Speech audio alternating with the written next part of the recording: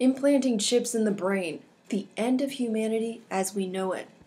Implanting a microchip inside the brain to augment its mental powers has long been a science fiction trope. Now the brain-computer interface is suddenly the hot new thing in tech. This spring, Elon Musk started a new company, Neuralink, to do it.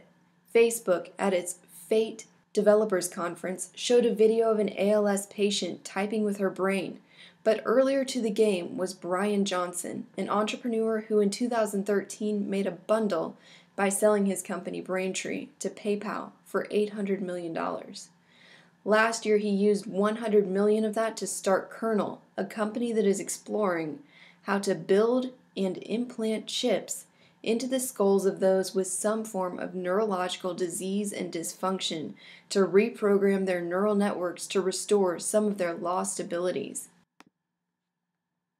But helping to restore a damaged brain is only an entry point for Kernel. Johnson, a 39-year-old from Utah, is looking forward, with almost unseemly enthusiasm, to the day that healthy people can get neural augmentation. He has emerged as one of the most eloquent evangelists of reinventing the human brain. Here's what he said in a recent interview. Stephen Levy: why do you want to put a chip in the brain? Brian Johnson: the next frontier of human aspiration is inside our brains.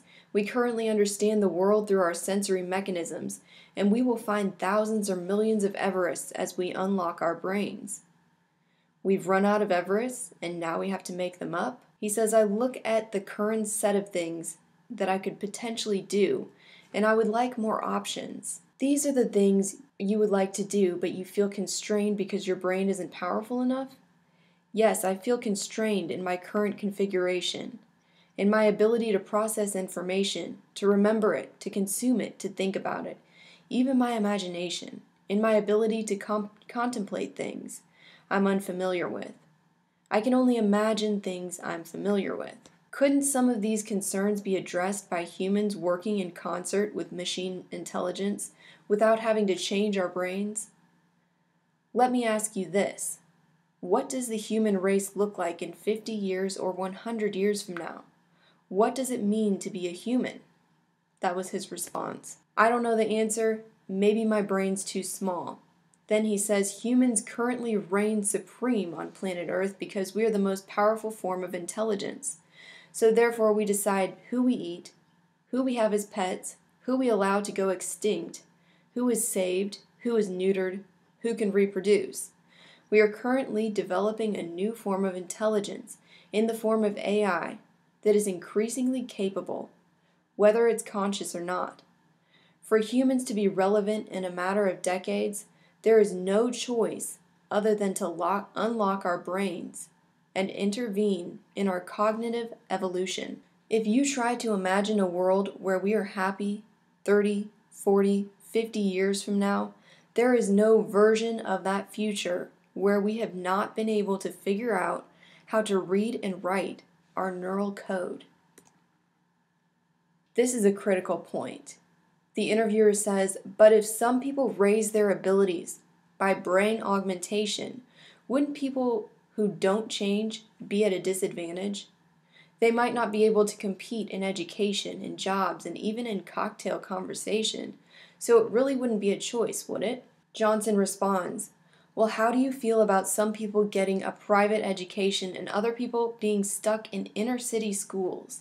The interviewer says, I don't feel great about it. He then responds, so it's already happening. People somehow think that a cognitive improvement is something new to the scene. It's not. We just simply have different forms. A private education is a form of enhancement.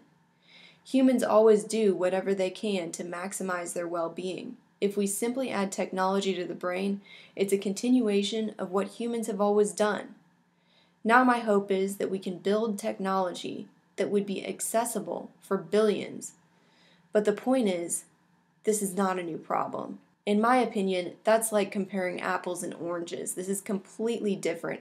AI has a much larger capacity than comparing different types of schools. Yuval Noah Harari has stated the same thing in his speech to the Carnegie Council in promotion of his book Homo Deus. His eerie statement was, "In the coming century, humankind may have the ability to, first of all, replace natural selection with intelligent design as the fundamental principle of evolution of life.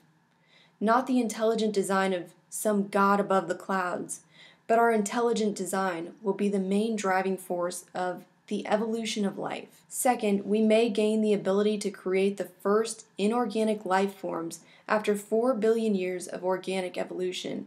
If this succeeds, then this is really the greatest revolution since the very beginning of life." He continues, "Using the new technologies, it will be possible basically to split humankind into biological castes.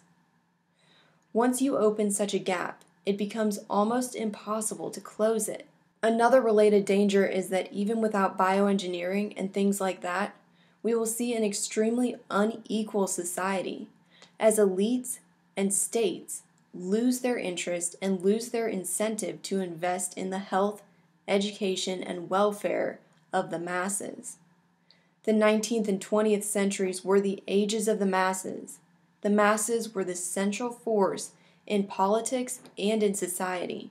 Almost all advanced countries, regardless of political regime, invested heavily in the health, education, and welfare of the masses. Even dictatorships like Nazi Germany or like the Soviet Union built massive systems of education, welfare, and health for the masses. Hospitals, schools, paying teachers and nurses, vaccinations, sewage systems, and all that. Why did they do it?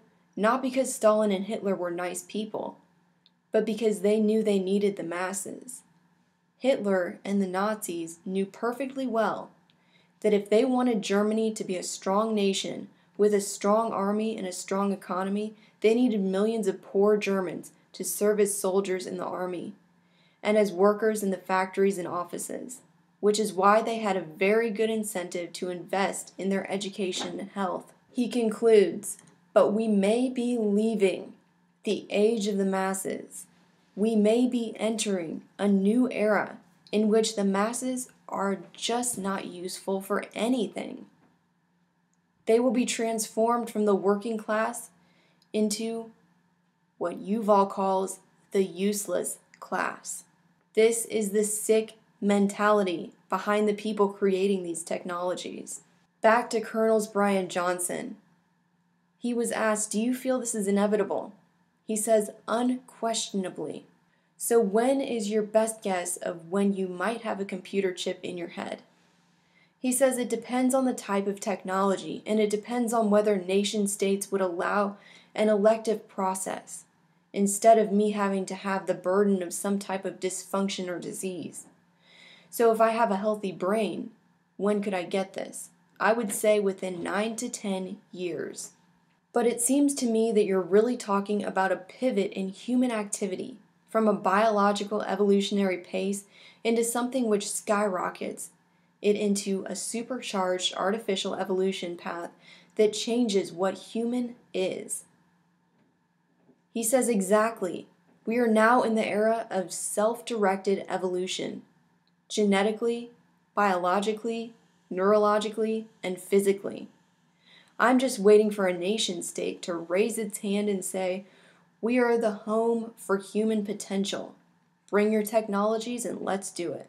When asked, are there any nation states thinking about that now, he says, "I've had a couple of conversations in confidence, and I would say there's more interest than a lot of people realize. When it comes to a nation state's competitiveness, I think that once this starts breaking, it's going to break fast." Those in Silicon Valley are all on the same page with this.